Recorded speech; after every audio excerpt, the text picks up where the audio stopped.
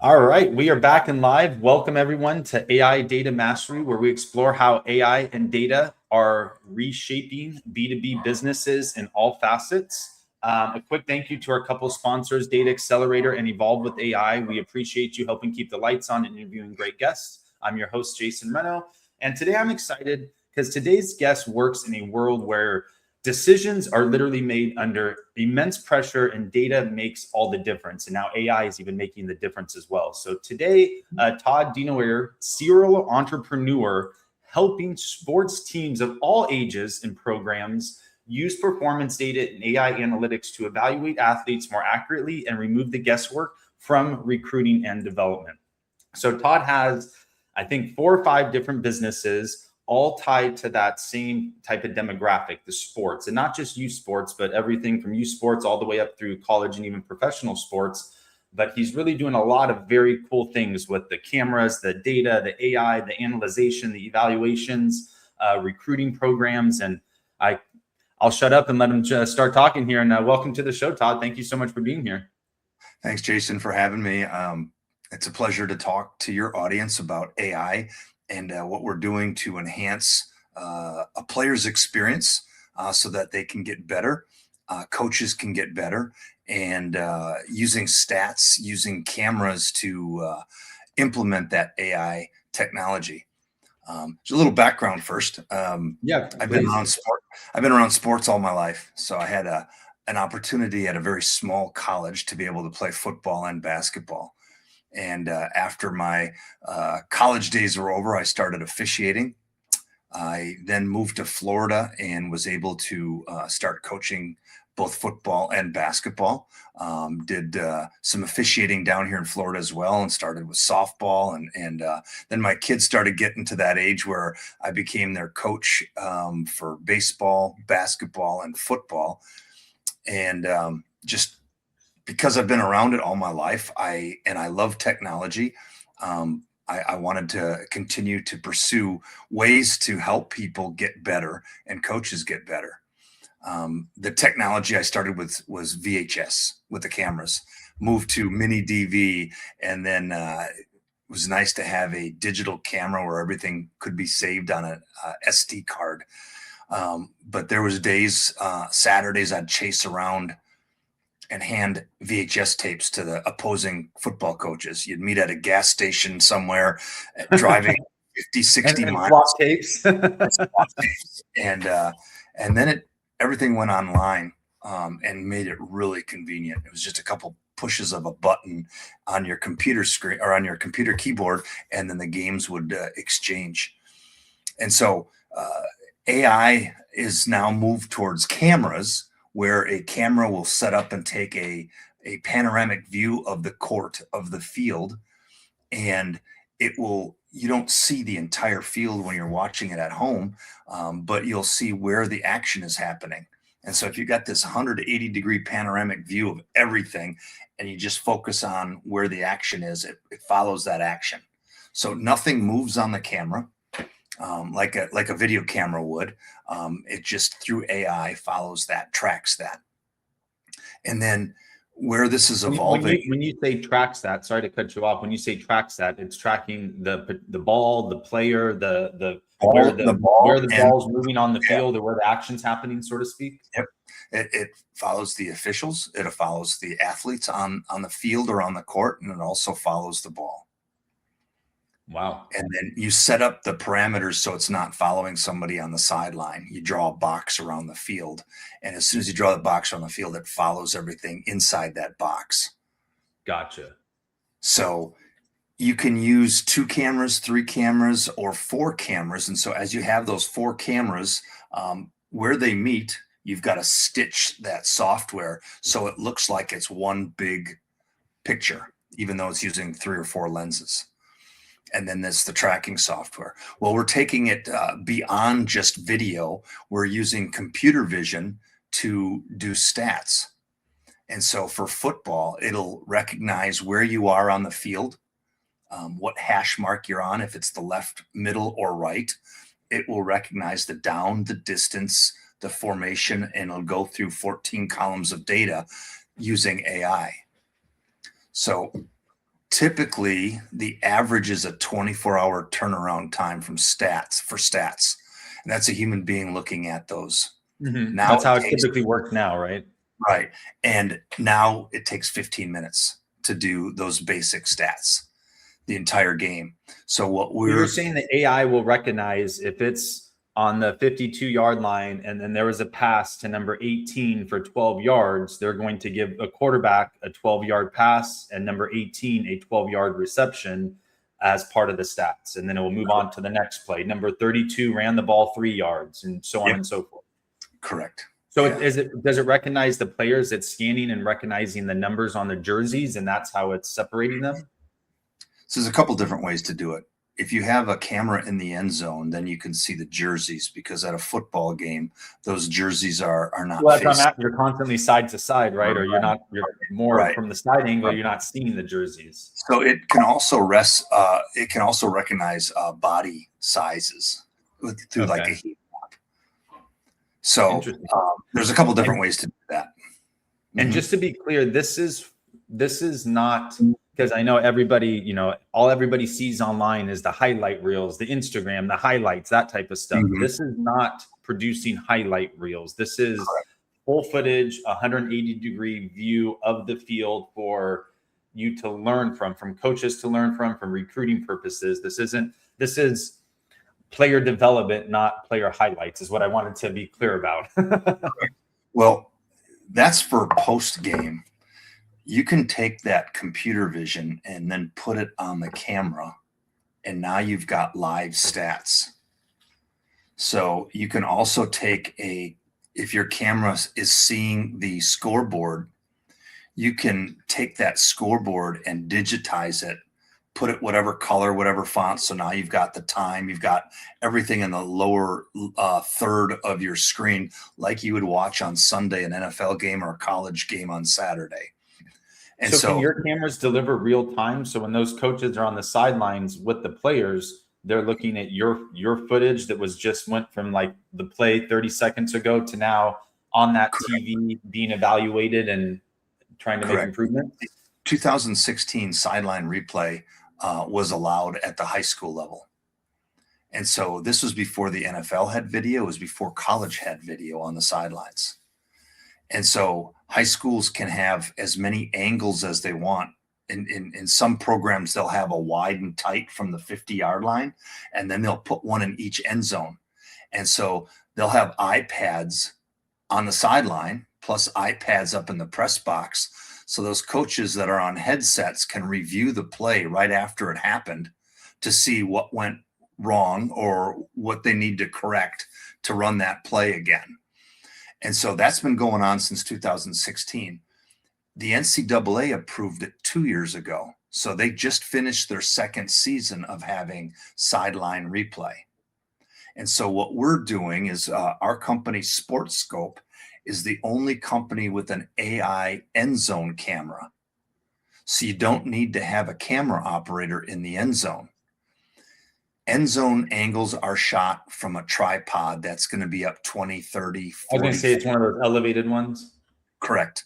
And so SportScope's the only company that has an AI camera where it will follow and get a tight shot from outside linebacker to outside linebacker for every play. So everybody else has got to have a camera operator that's moving the camera around, and hopefully they're not playing on their cell phone, and they're a high school kid that takes their video service. They're not texting their girlfriend or something, right? Or their significant other. And so, in fact, SportScope's coming out with a brand new Smart Head is what it's called. You can put a control on it if you want, or you can use the AI feature that's available on it as well for a small upgrade.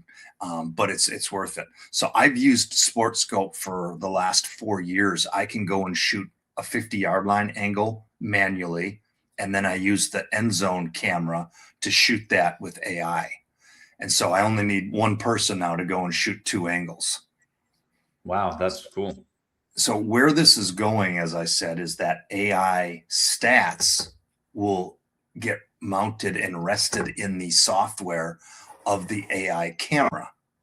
So now you don't have to submit your game and then have it broken down and get it back in 24 hours. Now you get to the locker room, it's all broken down for you. Yeah, my son plays high school lacrosse, and I remember even last year, it's like, oh, after the game's over, then they have to wait a couple of days, or the coach is waiting for the film, or waiting, and there's always that waiting period until they can review the film and do all that stuff. But so that eliminates all that. It's instantaneous. It's right away. It's you can do film review right after the game. Let's flip the switch a little bit. Oh, so I'm sorry. Go for it. This isn't just available in football. It's available in volleyball. It's available in basketball, and it will continue to grow in other sports like soccer, lacrosse. Lacrosse is a little more challenging because the ball is hidden in that stick. Well, yeah, the ball is tiny, and honestly, I think we've had this conversation before. How difficult lacrosse would be, because yes, the ball hides in the stick, so it's not like a football or a basketball that's constantly being thrown around. It hides in the stick. And lacrosse moves so fast. I mean, the ball could be on this from here to the other side of the field, literally 100 yards away within a second or two in some cases. So I could see how lacrosse, I mean, they call it the fastest sport on 2 feet for a reason. I could see how that would be. There's no pausing. There's no time. There's very little timeouts, or it's literally nonstop. Ping, ping, ping, ping, ping, ping. Right. So where I wanted to jump into is because, I mean, that's obviously fascinating. It's so cool hearing about how data, AI, and it's literally the same thing that's been happening for years. It's just now going from VHS to a CD to digital to now being instantaneous. So it's not like, reviewing film has been going on since as long as film's been around, right? But now it's just a matter of AI and data making it much more efficient, much more effective, and just much faster. That speed to get to the film is again, it's not changing the core of it. It's just improving the process 100 folds. What technology has done, especially with AI, has moved the video service and stats from football to every sport. Gotcha. The cost has come way down. Football is still the only sport mandated to exchange film with your upcoming opponent. And that's a national rule at the high school level. They have to give their last 2 games to their upcoming opponent. I didn't know that. Typically what they'll do towards the end of the season, if it's week 8, they're going to have 7 games on their opponent. Week 10, they're going to have 9 games on their opponent. So they've got to reach out to their opponent from week 1, from week 2, and then everybody just kind of filters those games over to one another so that they've got every game on every opponent. Interesting. So football's the only one that does that. Basketball and volleyball are basketball's probably number 2, volleyball's number 3. They're neck and neck. And then hockey is big for us. Lacrosse is big for us, and soccer. Gotcha. Interesting. Very cool. Crazy how just data and AI is just incorporating itself everywhere. But what I want to do now is let's flip the switch a little bit and talk about, since a lot of the basis of our show is the B2B client acquisition process. So what I want to talk about now, or pick your brain a little bit on, is how, in essence, how have you grown the business? How have you taken your idea, your products, your services, and how do you go from sitting behind your computer desk with these amazing products or services, and then getting a coach or an athletic director or the head of a sports program? How do you get in touch with them? How do you build that relationship? And, walk us through that client acquisition process that you've been using to grow the companies. So football is probably the most important sport for us to attain, because oftentimes the athletic director is the head football coach. If you can't get the head football coach on board, it's difficult to get the other sports. He's usually kind of like the quarterback, so to speak, of it, like the decision maker. And so we go to football clinics, and so we spend, I would say, 90% of our resources on marketing go towards football, and another 90% of our development resources go towards football. Well, I mean, that makes sense. That's obviously your biggest market. There's more money in football than there is any other sports at this time. So, I mean, that would make sense. Basketball is actually bigger. Really? Because you've got boys and girls. And Ah, so you've got 25,000 high schools that have basketball. That's 50,000 teams. There are only 15,000 high schools that have football. So you've got 50,000 versus 15,000 high school teams. And so basketball is a longer season, has more games. And so you really have to get a stat service because a high school coach is not going to have time to break down his game film. So, and then volleyball is right tied there. It doesn't have as many teams as basketball, but youth volleyball is the fastest growing youth sport. yeah. I have some friends that their daughters are playing volleyball, or even their sons, and yeah, it's look. Lacrosse I've heard is one of the fastest ones, but volleyball's got to be right there, especially I feel like for girls or for females. I feel like volleyball is just going through the roof right now. Football is growing really fast for girls sports, but the video and analytics has not caught up to it yet. Yeah, I was going to say that's probably a blue ocean of opportunity now. With every, I mean, I know even here in San Diego, I'm pretty sure. I mean, a large majority of the high schools around here now have girls flag football, which you didn't even you that wasn't even a thing 3 to 5 years ago, right? Right. Well, back to your question of how we're acquiring clients. We'll go to football clinics. We have a pretty powerful email campaign that goes out, almost daily. So we have the email addresses of every coach at every high school. And then we get fresh lists because there's about a 20% turnover in coaches every year. That makes sense. So we try to get a fresh list and let them know about our services. But email's kind of hard because you get a 15 to 20% open rate. And so one of the things that I'm anxious to hear more about is how AI can be used to perhaps put a geofence around certain clinics so that maybe you don't have to physically attend those clinics, but you can target the coaches that are going to those clinics with either ads or drive them to the website somehow, some way. So I'm constantly looking for best practices of how to drive people to our website. Our sales reps don't do any prospecting. They don't do any cold calls. They simply take the prospects off of our website. So they'll fill out some information and we'll set up a demo with them. They get those prospects from clinics. So if AI can assist with getting interested folks to look at our website or express some kind of interest in our services, I'm all ears to find out a better way to do it.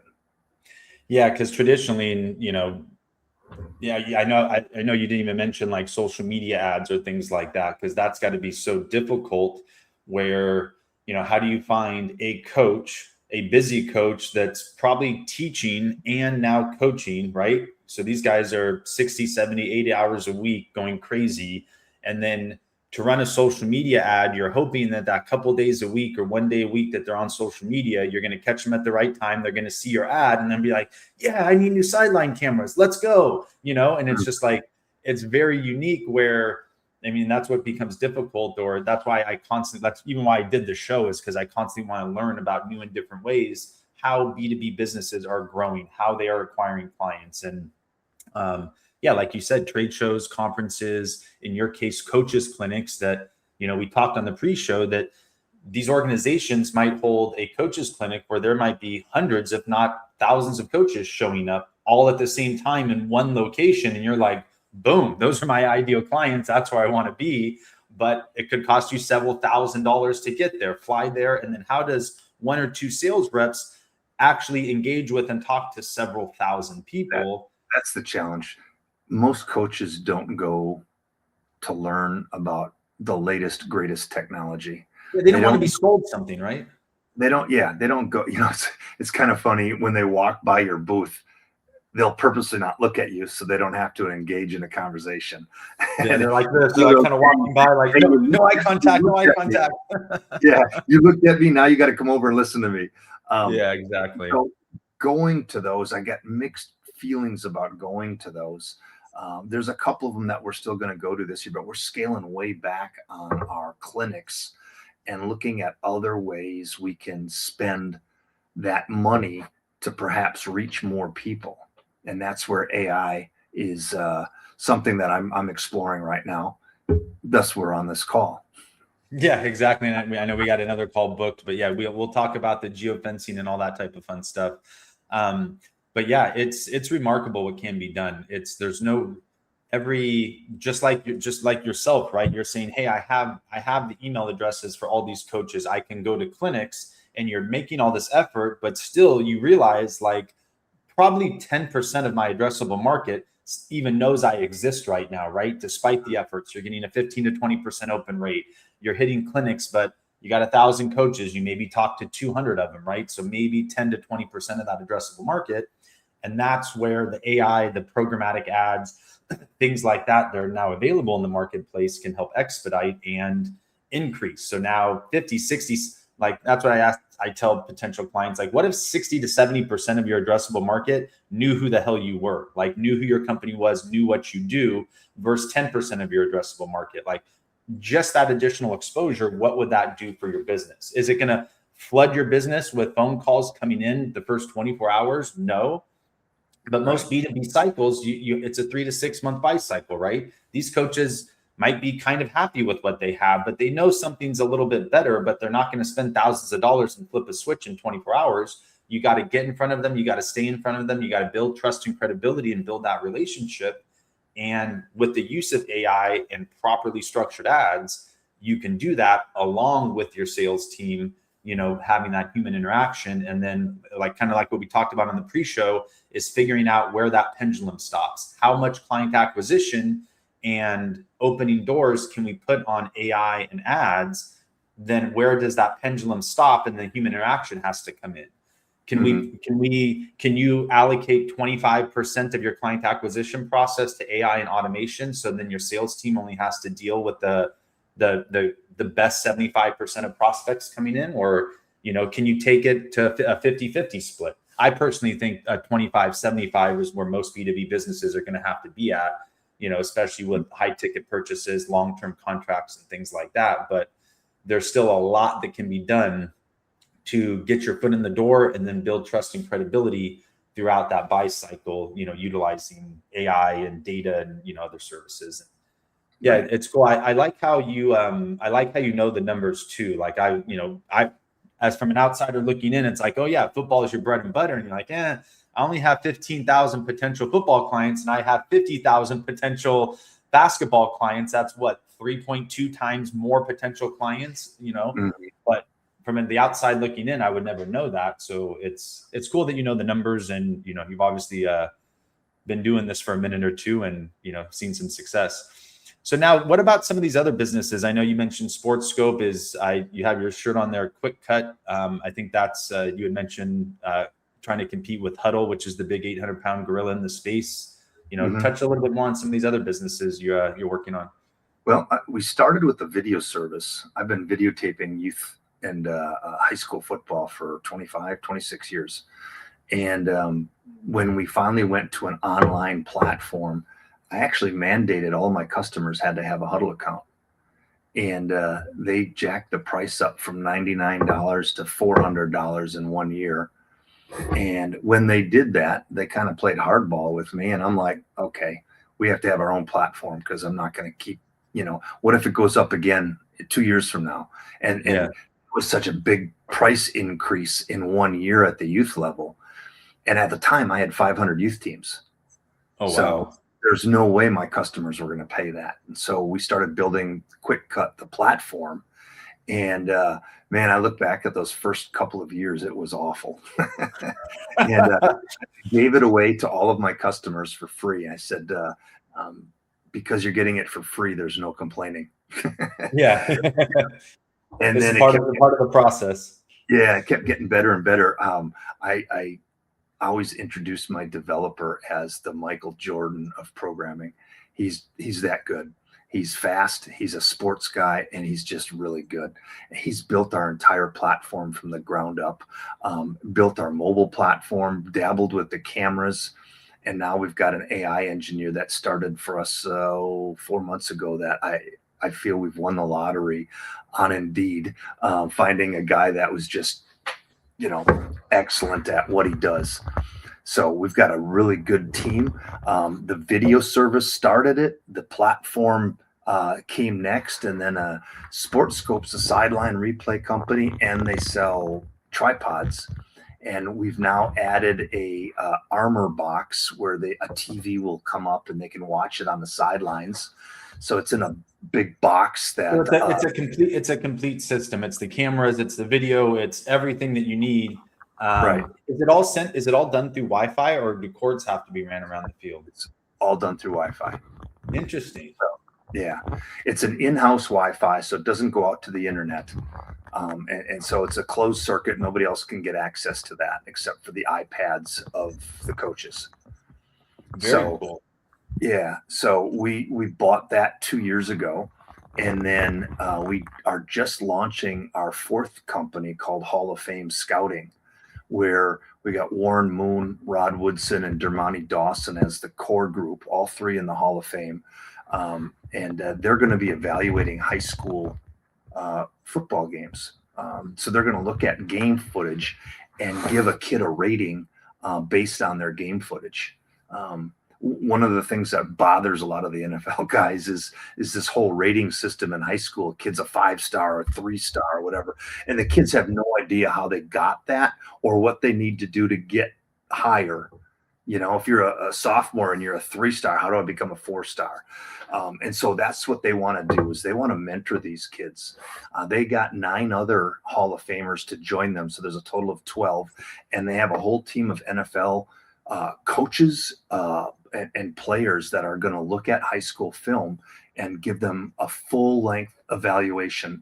And they're going to even do a picture-in-picture video of themselves talking to the athlete about areas he needs to improve and areas where he's really strong. Wow, So that launches in January of 26, and we're pretty excited about that. I was just out in Vegas last week with Warren Moon and Rod Woodson and Dermontti Dawson filming a bunch of promo videos. So that must have been fun. Yeah. Do they live in Vegas, or you guys just met there? Rod Woodson lives in Vegas, and the other two are on the West Coast. So I was the only one that had to travel coast to coast to go and visit with them. So, gotcha. Yeah, you're in Florida, right? I'm in Florida. Yeah. Yeah, I'll be in Naples in a few days. My son has a lacrosse tournament in Coral Springs. Okay. So I don't know where in Florida you're at, but I'll be on that. I'll be on the right coast in a few days from now on the 27th. Yeah, that's about 3.5 hour drive. Gotcha. So you've literally taken just this need throughout the years and developed companies through needs that you've seen within youth sports or within collegiate sports or whatever. It's not, right. And that's really how you came up with your ideas. It's not like as an entrepreneur, other people think like you just wake up and this light bulb goes off and you're like, oh, I got the greatest idea ever. I'm going to go start this business. But it was more of like, in your case, like an annoyance, like, God, I wish I had this, or we need this. We need a better of this, or, so a way you found a gap with multiple companies gaps to fill and needs to fill, which I think is really cool. That's what entrepreneurship's all about, right? Solving problems, making the world a better place. Right. And I would be remiss if I didn't talk about our COO, who's the detailed guy. I'm one of those guys that jumps in the deep end and tries to figure it out, and occasionally you drown. So I've got a really strong COO, Chad Greer, who is the detailed guy and thinks everything through and makes sure that we can execute. So a lot of guys have ideas and they start running with it, but I think it's 75% of all new businesses have to shut their doors within a year because I think it's more than 70. I think it's more than 75%. I don't know how to execute. And I'm sure I'd have been a statistic if I didn't have Chad and the rest of our team too. We just have an incredible team that's come together. So that's phenomenal. So as we wrap up here, I usually ask, or I used to always ask, what your favorite book was in terms of business and motivation. But if you're like me, I'm gear more of my content towards podcasts nowadays. So if there is a book you'd recommend, shoot. If not, is there maybe a podcast or something that you try to engage with to stay sharp? I watch a lot of shorts Okay. on Instagram and YouTube, and I watch a lot of businesses. Something else I didn't tell you about is that I served as a pastor for 15 years, and I still serve a small congregation. And so Oh, nice. I fill my head with a lot of religious videos and then business videos and try to stay sane running 4 businesses and a small congregation and got a couple guys in prison, and I'm trying to start up a prison ministry, and so I stay busy. Yeah, that's an understatement. Jesus, I thought I was a busy guy. Well, it sounds like you have a good team in place, a good help, good support, and everything else. So that's phenomenal. I really appreciate everything that you shared. This is super insightful. I mean, AI and data within youth sports, training, development. I mean, why not? It's everywhere else. Why not, improve upon it there? And what's going to be cool is how it's only going to get better the way they improve and track everything. I mean, like, I know when I was with my son and we were touring some Division I lacrosse schools, the way these guys train and track everything, where they wear these catapult like kind of sports bras things, or they have the GPS little clips that they put on them. So like at the end of the week, these trainers or these college coaches know how many steps they took, how fast they ran, what was their average speed, what did they lift. Like, so at the end of the week, they're like, hey, this guy's had too much load, he needs extra recovery. Or this guy hasn't gotten enough steps in rep, he needs to work more this Friday and finish his load. Or it's just it's insane how much just data, and I guess just data just comes in. And we were at one school where they actually take a cord and they put it on the bar, so when you're squatting, it records your deceleration and your acceleration type of, and it'll literally beep, so it'll time like 4, 3, 2, 1, but it's tied to the bar, so it measures how fast you're doing. It's insane, the detail. And I mean, they had one where you jump on a pad, and the way you land on a pad can predict if one side, if like your right knee is sore or your right ankle is a little off or something, just by the way you land on the pad and jump up and down. Like, it's just going into some of these athletic training centers and weight rooms and stuff. It's insane the level of technology and data and AI that goes into, training these, I don't want to just say collegiate athletes, but athletes at literally every level nowadays. Right. All right. So phenomenal show, Todd. I really appreciate you being here. Thank you for sharing your story, all of the information. If anybody wants to learn more about Todd, there's quickcut.com, correct? As you can see on his shirt there, there's also sportscope.com is another one. Please reach out, engage with Todd if you are a coach or coaching youth sports, or if you feel that you can benefit from any of his services, or just want to reach out to him since he's a phenomenal guy. Reach out and connect with him. And we appreciate you, everybody tuning in, watching the show. Don't forget to subscribe here on YouTube, and don't forget to follow us on social media, like and subscribe, and appreciate everybody's time. Todd, thank you again for being here. Thank you. And we're signing off. Take care, everybody. Have a great day. All right.